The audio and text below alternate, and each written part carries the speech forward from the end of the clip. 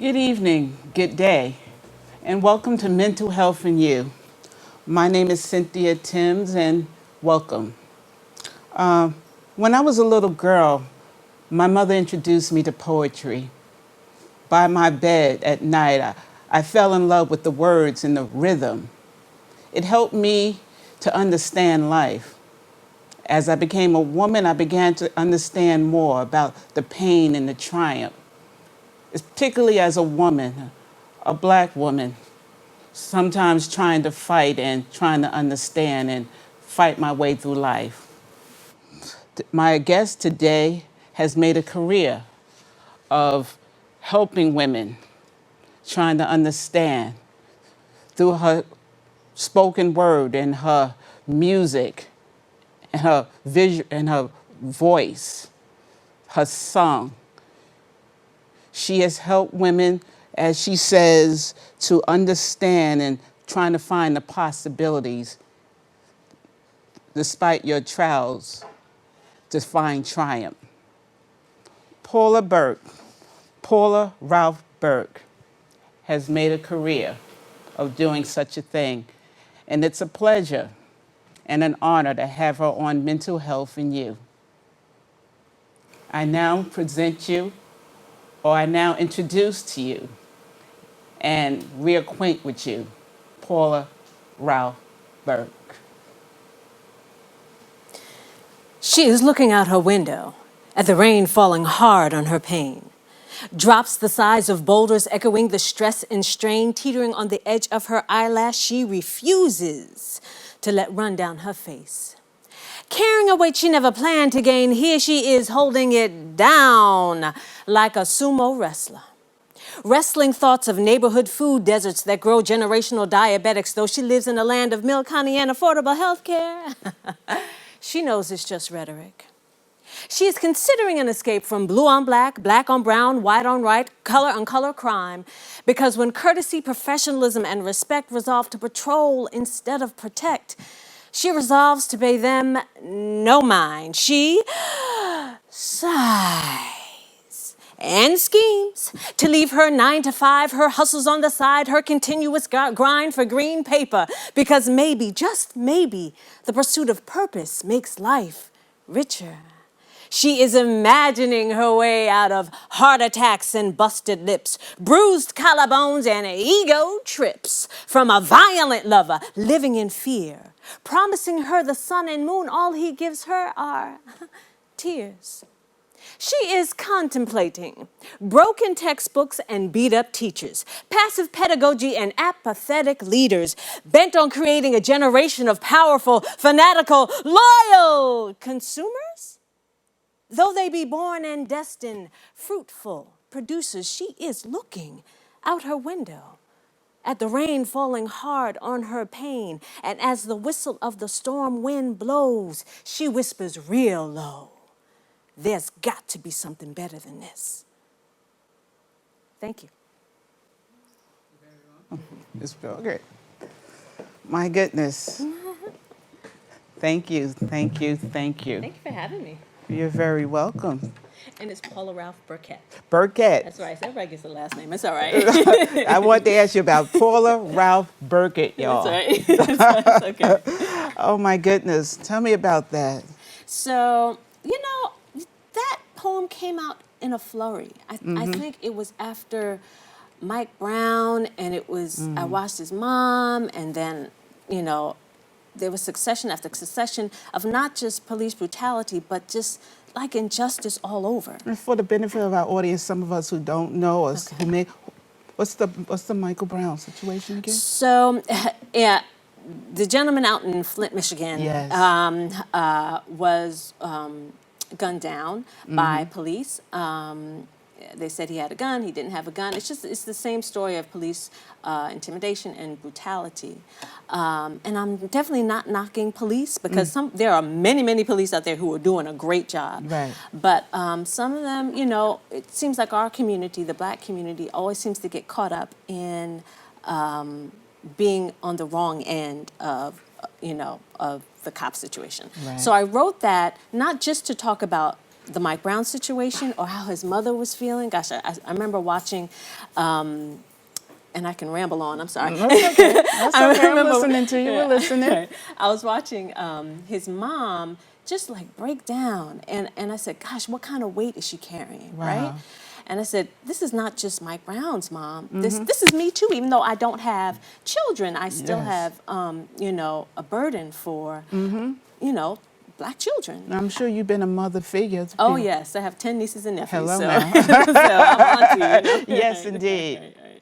So I wanted to address the total woman, the total Black woman, and things that we bear, the things that we don't talk about, but that, you know, still that we might pray to God about, but we don't talk to each other about, that we don't voice, that we don't, and so we just carry this burden all by ourselves, and I wanted to give voice to that.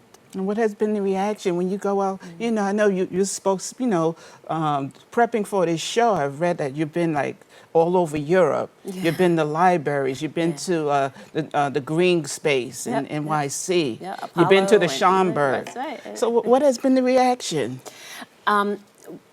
Well, I do work with my husband, and I do Yes. work with me. So my husband is a saxophonist, Birkett, and he has his own band called Birkett Emancipation. And then I started to write my own, because there was things I wanted to talk about that, you know, from a woman's perspective. Right. So when I go out, and I do this for women's conferences, I do this for, you know, events, there is an automatic connection because I hear, yeah, girl, amen, you know, because when you give voice to what people feel, there is empowerment. Right. There's hope for change, right. you know? So when I go out, you know, this one woman was like, you know, and I hadn't recorded, I still haven't recorded it. She was like, could you give me that? Could you give me that recording? Yeah, And I yes. hadn't.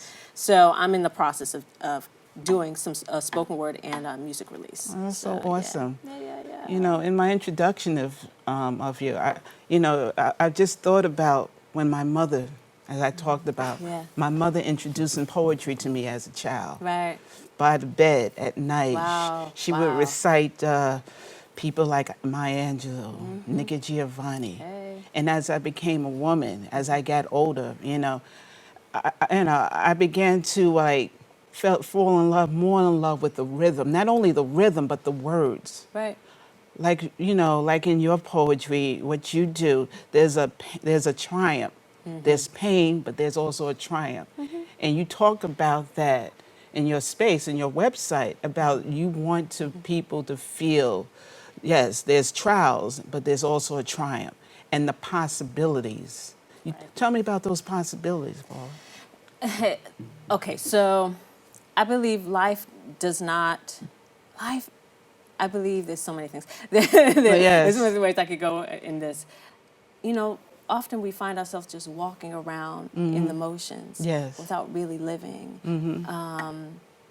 And so we don't see those possibilities because we don't imagine them for ourselves, right? So I try to create art so people can imagine it for themselves. Okay, I might not have $1 million, but I can have a peaceful home. Right. I might not have the latest car, but my children are safe. You know, my children are educated. And I think while I was doing the art, I started reimagining what wealth is. You know what I mean? We do need money. Yes, indeed. No doubt we do. But I think there's so much power in community, in just even if I don't completely understand what you're going through, I'm going to sit with you until you figure it out. If you want me to listen, that kind of wealth is power. I mean, and so what I try to do in the art is to help people imagine that they're not alone. Because from where I'm coming from, as you read in my bio, there's a lot of things that I saw and a lot of things that I experienced that is shown through the art. And so I do it so that people know that they're going, whether they're going through some kind of transition, they're not going through it alone. Right. Because indeed. when you feel like you're alone, there's like really no hope. Wow. You don't see, if you're in a dark room and you don't know where the light switch is, it's going to be in a dark room, right? But if you have someone coming along and say, listen, I'm just going to switch on the light for you. I'll sit with you until you figure it out. Or if you want me to listen, if you want me to talk, that's cool. We can do that. If we had that kind of consistent empathy in our community, just among ourselves, oh my gosh, like, that would be powerful. That would be something. That would be powerful. Empathy. That's Empathy. another show, y'all. Right. But tell me about some of your influences. As I was reading your biography, you talked about, some stuff. I want y'all to go to her website now, but just to like warm you up. Tell me about some of those influences that made you want to sing, that made you want to do the spoken word. What did you hear? What did you feel? As you were coming up. Right. So growing up, I listened to a lot of R&B, jazz, soul, as I got older, gospel music or whatever. Yes. And I sort of call these people, Rochelle Farrell, Diane Reeves, Bill Withers, sort of griots, where they're telling a story. Right. But it's not just a story. In other cultures, art is akin to religion, right? Because it's an experience that moves you in your emotion. And so that's the power of art. That's what the power of art did for me. And then when I found out, when I was in second grade, Miss Moore, right? I was singing some song, and I remember her saying, "Gosh, sing that again." And even my mom, when she was going through a divorce with my father, I was singing some Angie Bofill song, and "Have Faith in Me," I think was the name of the tune. Well, she had more than one hit, Angela Bofill? Oh, yeah, child. Okay. Okay, my bad. I'm just, wow, thank you for, thank you. Okay, go ahead. But I was singing a song to her, and my mother was on the couch as, she was contemplating whether she was going to divorce my father. And I remember singing the song and, turning it off, and she's saying, baby, sing that again, because it was like, have faith in me, I'll be sweeter next time. And so, divorce is a huge thing. Yes. So she was like, I guess in her mind, she was like, the song gave me comfort. And when I saw I could do that for my mom, I was like, oh, it's on. I'm gonna figure out how to continue to sing, because if I can comfort my mom, then maybe I can comfort someone else. Wow. So tell me about that process of finding your voice, because I remember back in the day, I used to do poetry in the clubs myself. Places like Nuyorican Poets Cafe. Right. Yeah, that place is still open. Yeah. Yes, I grew up doing poetry in the church, like on Easter Sunday and the Christmas program. And you're talking about the influence it can have, the impact it can have. Yeah. I remember getting up because I was influenced by my mother. Wow, see? By her bedside. Wow. I found like a strength I didn't know I had. I found a voice I didn't know I had, a rhythm, you know. So as that little girl there, that 9 and 10-year-old girl, I used to stand in front of all those people in the congregation. Wow. And I used to see the influence it had, how it used to move people. So tell me about that. Tell me about that process. Wow, I think,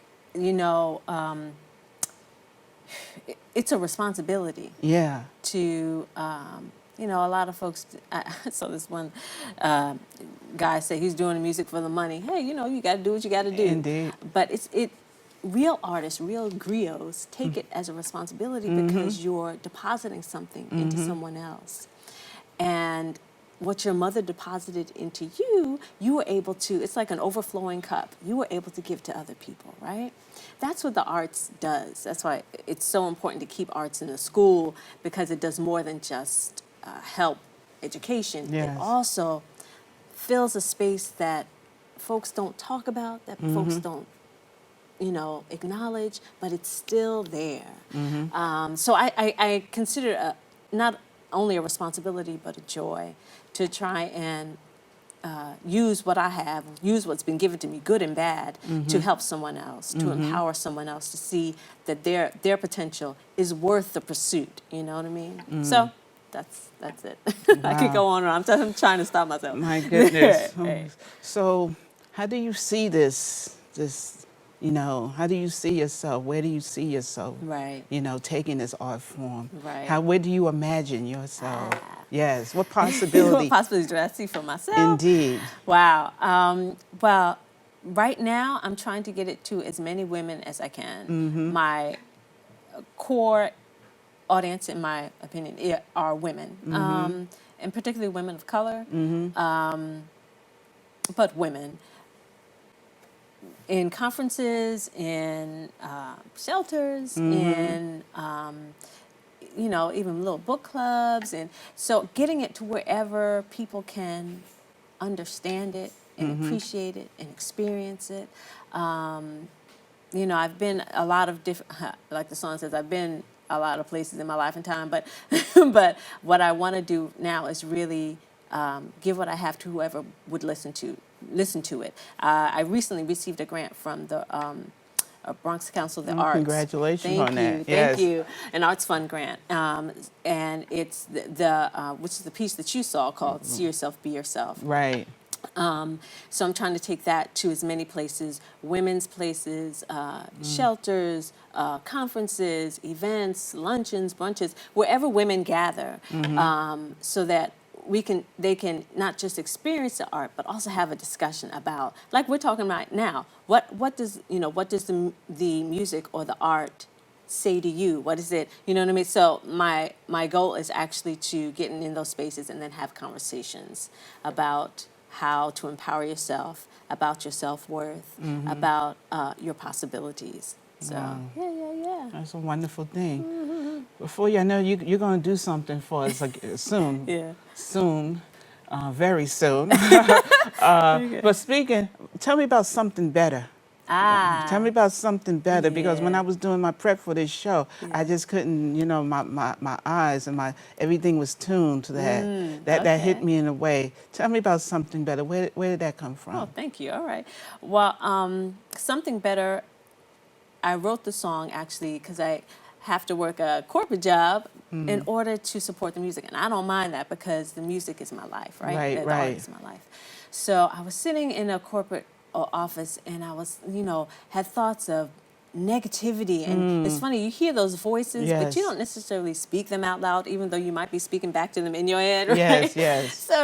So I was having this conversation, and this woman walked by, a coworker, and she picked something up, and she walked back by, and she said, "Oh, there's got to be something better than this." And I was like, "Yeah, that's exactly what I was thinking." So it's like, we think that we're so alone in our misery or in our trials, and there are people who are having the same issues, right? Oh my goodness. Right. So I wrote a song called Something Better. It's got to be something better than this. And it's free on my website, singpaula.com. And people can very much pick it up and put it on when they're walking, when they're working out, when they're dealing with their kids. And when you think about it, the something better is in you. When I hear it, I want them to understand the something better is in you. Your dreams, your hopes, your aspirations are worth it to try. I mean, and it's hard, but anything worth it, at the end, oh my goodness, it will be just as sweet. So I think, I know I wrote it in order to overcome the doldrums and the monotony of routine, Right. and of not really seeing the light at the end of the tunnel. Right. And so I initially wrote it for myself, but like you said, so many other people get it. So That's that's so what I did. wonderful. Where can people find it again, Paula? Great. It's at singpaula.com, singpaula.com. Any further events? What you got going? Right. So right now we're writing, we're recording, but we're available to do. I'm available to do the art with women's events and conferences and shelters and anywhere possibility needs to be seen. Wow. Here's the card I was talking about. I just want your good people to see it. Say to yourself, I am. What's about this card, Ms. Paul? The thing about it is, imagery is so powerful, right? Like we're talking, arts is so powerful. Words are powerful, right? And I said, heck, there was this article that talked about how there's smoking ads and liquor ads, predominantly in minority communities, right? Yeah. So I'm so excited. So minority communities. So I said, well, Dag, let's be proactive. Let me make some cards so people can keep these cards in their homes and be reminded who they are. So on the front it says, I am. Say to yourself, I am. And then they flip it over. And then there are all these words. I am love, I am purpose, I am joy, I am peace. But then there's also space for folks to put their own words, any positive words they have about themselves. You know, I am, I'm wise, I'm strong. And if they want a card, I have a plethora of them. They can hit me up at singpaula.com and I'll be happy to send some to you. You know, if you want to send some to your women's group, if you want to send some to your shelters, I'll be happy to send them to you. Just connect with me at singpaula.com or at paula@singpaula.com. And I'll send it to you. Say to yourself, I am. I am joy, I'm life, I'm capable, I'm healthy, radiant, success, action, peace, calm, unique. My goodness, I wish I can say these to the women who used to call me at night. Wow. Crying, telling me that they're not all this. Wow. That they have believed. They've played into the belief because somebody told them. I wish I had a card for all those women who cried. And the thing about it is, they already have the apparatus to change their situation. Dr. Caroline Leaf, she is a neuroscientist, and she talks about how words repeated, negative situations repeated in our mind actually causes physical damage, Yes. right? In our actual physical body. But the women already have the apparatus because they're already repeating it in their head, right? Oh, this person did this person said I'm nothing, Yes. I'm nothing. But if they just change their word, that's how powerful the words are. If you change your word to, I'm capable, I can do this, I'm not nobody, I am somebody, I'm still breathing, something can change because I'm still alive. If they use the same apparatus but changed the record player, change the record or change the tape or change the CD or change the playlist. You know, if they change the playlist to something that they want to be, I'm telling you, what they are, what they want to be will show down the line who they are. And that's the power of words. And that's what I wanted to do with this. You know, there was this article that talked about how there are predominantly more cigarette ads in minority communities than in any other community. So I was like, well, wait a minute. If that's the truth, just like I'm talking about here, let's change the playlist. Let me make a placard or a little postcard so people can put this up in their own home and remind themselves who they are. You know, we have these reminders of really painful past, a real Yes. painful past. But if we keep our mind and our eyes on what could be, on who we are, because we're still living and things can change. And things can change. Yeah. And those are things every day. For myself, I got to keep reminding it. Yeah. Because the world can be hard, Yeah. but there's music and there's song Yeah. and there's poetry. And my goodness, I'm so glad that I had a mother who taught me and showed me that. Because it's because of her trials and her tribulations and her strength, maybe that she didn't realize that I'm able to sit here today Wow. and talk to you and talk to so many other brilliant people about their stories. So my goodness, yes. What an opportunity. Thank God What for your an mom, opportunity. Right? Wow. So Paula, as I told our audience, we're going to get ready to hear you again. I Okay. just can't get enough. Okay. So you're going to go back over there and do what you do. Okay. And Paula Ralph-Birkett. It's right there. It's right there in her head, though she's almost settled in her thoughts. Listening to voices that have fought to keep her asleep, they whisper, play it safe, play it safe, play it safe, play it safe. Though her dreams wrestle to escape her trance, she keeps them in check, positioned just under her breath. But they're about to scream. Dare she speak them out loud? Oh, how the universe would conspire to make it a reality, because it's right there in her hand. though she's almost settled in her seat. Her hands just beneath her thighs. In crippling comfort, she sits on a wealth of talents unrealized. Because in truth, it's cold sometimes to put yourself out there. But dare she get up, stand up, and set her hands free, giving and receiving with love's intensity. Fanning the flame of all she was born to be would transform her world. Oh, I wish she'd look. It's right there in her heart, though she's almost settled in her nerves, never feeling the rush of excitement that invites her each morning to flow in the tempo of expectation and joy. Not just happiness from happenings, but joy deep down inside, deep down inside. Dare she find the courage to try again, her heart will beat in rhythm to her life's new anthem. Oh, but I think she perceives it's right there in her hope. Though she almost settled for the status quo, that dream just won't let go. See, her hope is employing faith. And if she pays attention to faith, she'll stop denying, apologizing, and sacrificing the power within her head, her hand, and her heart to win. Because it's not far once she begins to wake up and declare all she needs. It's right there. Thanks. Wow. My goodness.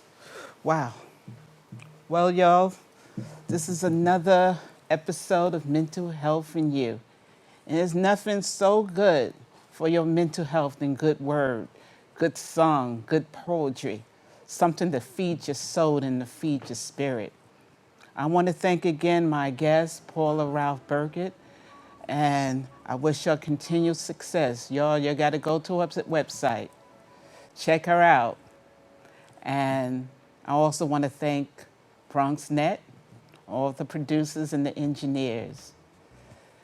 Peace and light, mental health and you. This is about you. Thank you so much.